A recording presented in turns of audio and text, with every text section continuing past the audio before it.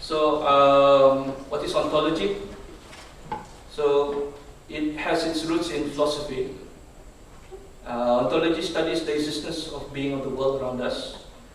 I'm not going to go through in detail about this one, but I just want to highlight this. It's basically understanding the world around us, the being. He asked the fundamental question, what is there? And the answer is that everything is there. And it construed that ontology is about categorizing the existence of beings in the world. And an example is Aristotle ontology example. So Aristotle, I think most of you know who is Aristotle. If you don't know, I think you can go to Wikipedia. So just to highlight, he's just a student of Plato and a teacher of Alexander the Great. So he's like the Einstein during his Greek philosopher. So in his work, he developed categories about the existence of what is out there. So it just shows the relationships, the links, and its concepts for why, what relates to what. So in information science, which is my field, IT, ontology is an approach to knowledge representation. About data, about how you're going to use knowledge. You have knowledge, you have information, you use it to become knowledge. Because sometimes you have information data, but you can't use it. So it will define the basic terms and relations of a topic area, and also the rules. For example, I think earlier my colleagues were talking about cancer and autoimmune diseases. So what ontology does, it takes out concepts or relationships of any data in their field and to see what are the links and the relationships.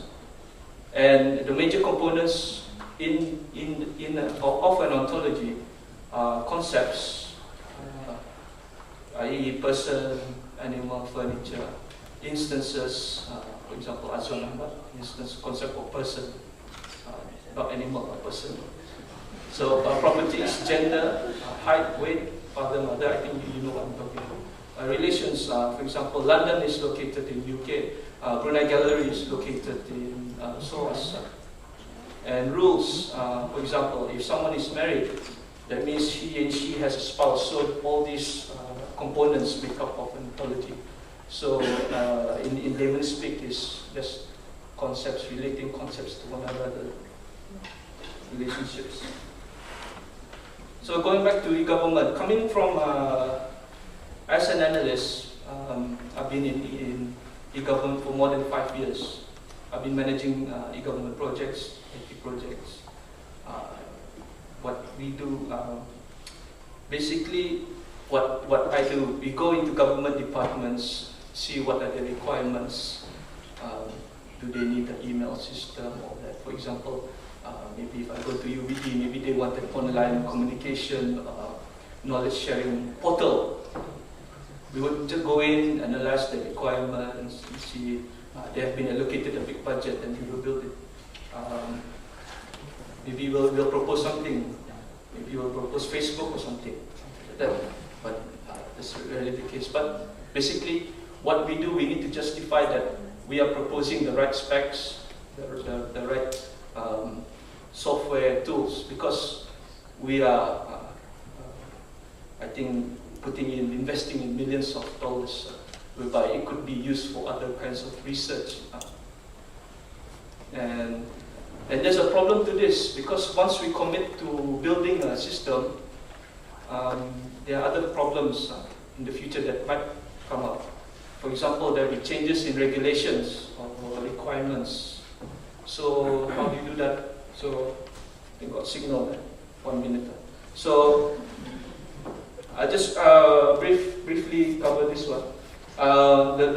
What my research is doing is changing the approach, whereby we are taking information such as from the legislation itself. It could be from other data, not just legislation, but in my research I'm taking it from this, such as taking out the concepts, business rules, and from there making, putting into an information kernel or information bank, whereby from there we can model the system and implementation of the system. So my focus of my research is more on the ontology side. It's just a brief snapshot of what the approach would be like. So whereby the laws would be analyzed and would extract all the concepts. So I think I'm running out of time.